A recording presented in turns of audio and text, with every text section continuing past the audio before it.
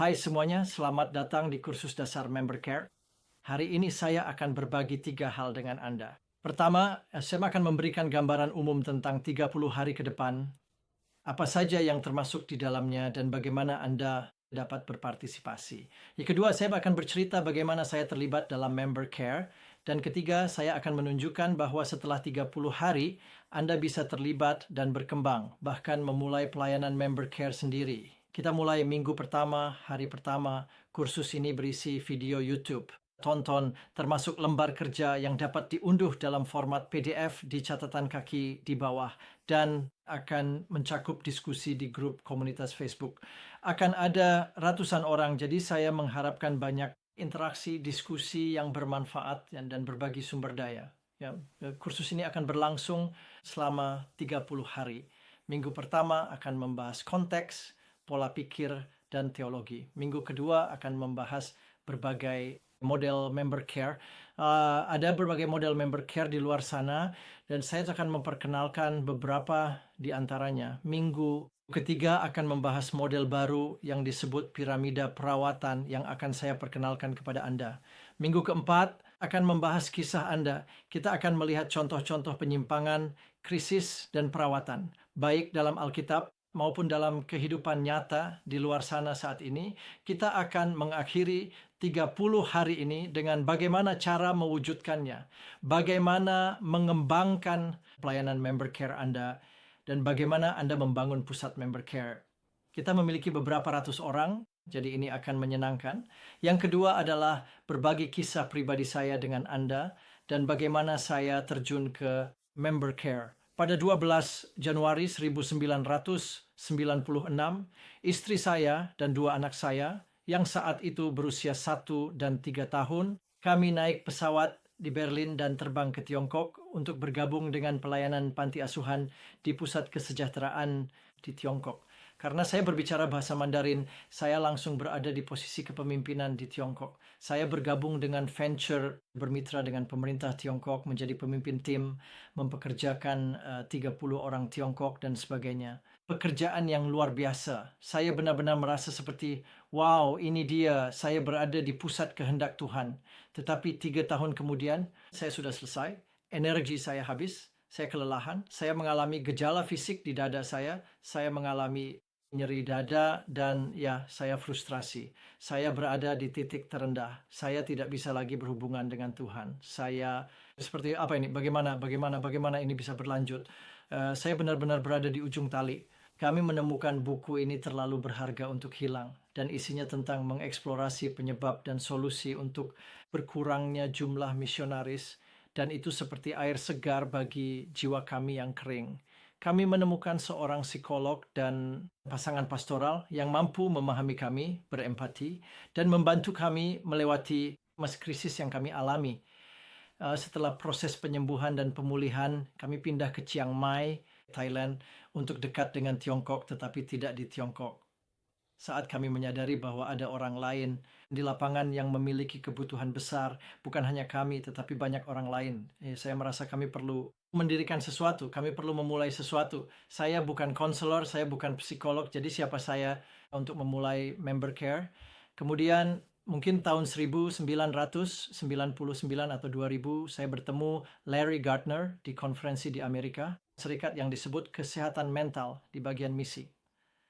Larry Gardner dari Wycliffe's Sale berbagi tentang facilitator member care dan itu langsung menarik perhatian saya. Saya seorang facilitator, saya bukan konselor, saya bukan psikolog, sebagai fasilitator. Jadi dan seperti banyak dokter atau banyak orang di profesi tertentu, mereka sangat mahir dalam profesi mereka tetapi tidak begitu mahir dalam bagian administratif pekerjaan.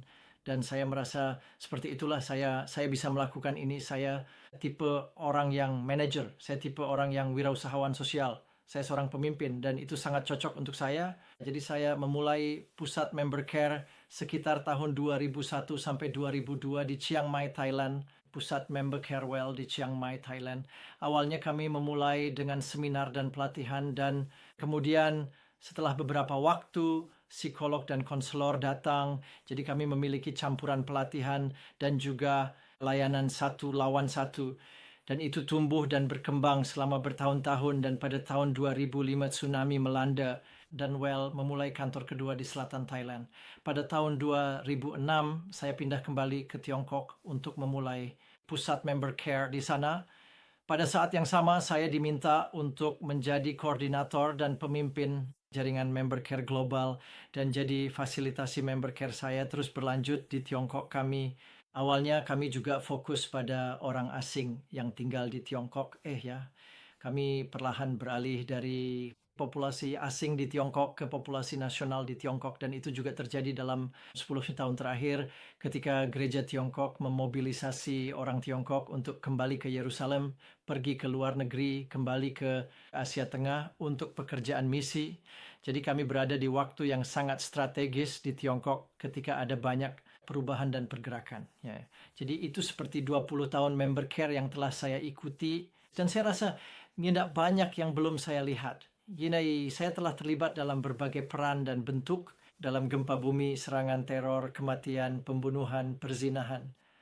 Seorang misionaris bahkan memiliki 2 keluarga, 1 keluarga Barat dan 1 keluarga Asia, dan tidak satu pun dari mereka yang saling mengenal. Saya telah terlibat dalam perilaku melukai diri sendiri, banyak kecelakaan, evakuasi, kekerasan, depresi, konflik dalam tim dan kepemimpinan, kehilangan iman dan kekecewaan terhadap Tuhan. Gereja di kampung halaman berhenti mendukung karena perubahan dalam kehidupan misionaris, anak-anak misionaris, anak-anak budaya ketiga, kebutuhan pendidikan, homeschooling, dan pada tahun 2018 saya sendiri dan 2 anak saya ditangkap dan diinterogasi selama 40 jam dan dideportasi.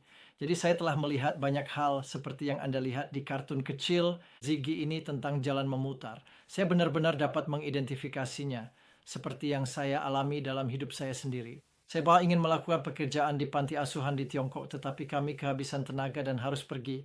Jadi ada jalan memutar dan ada banyak frustrasi, lalu jalan memutar lainnya dan jalan memutar lainnya lagi. Pada akhirnya kami menyadari mungkin jalan memutar itu adalah panggilan kita, dan banyak orang di sini terlibat dalam member care karena perjalanan hidup mereka sendiri, karena krisis mereka sendiri, karena jalan memutar mereka sendiri, dan kekecewaan awal mereka kepada Tuhan.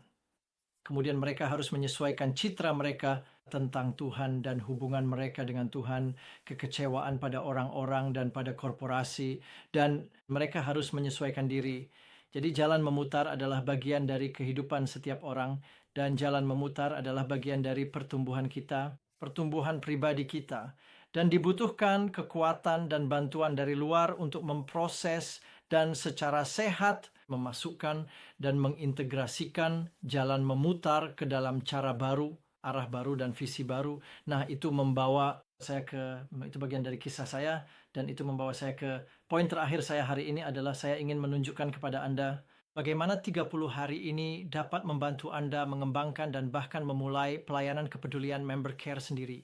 Yang saya sebut ini adalah menjadi penanam pelayanan member care, penanam atau penanam apapun itu, penanam pelayanan, bukan penanam gereja, tetapi penanam pelayanan. Dan saya merasa masih ada banyak kebutuhan di luar sana di bidang member care, di dalam organisasi, di dalam gereja, di berbagai negara atau wilayah. Beberapa bidang member care lebih maju daripada yang lain, dan saya ingin mendorong Angie untuk menjadi pengembang dan penanam pelayanan di bidang member care. Bahkan jika Anda bukan psikolog dan bahkan jika Anda bukan konselor, saya bukan psikolog tetapi saya seorang wirausahawan sosial, dan Anda juga dapat melakukan itu untuk mengembangkan dan memulai pelayanan. Jadi itu saja untuk hari ini. Besok kita akan membahas apa sebenarnya member care, kepedulian anggota itu, dari mana istilah anggota berasal. Itu kata yang aneh, bukan? Dari mana kata itu berasal dan bagaimana perbedaannya dengan kata-kata lain dan apa yang termasuk dan artinya. Sampai jumpa lagi besok. Selamat tinggal.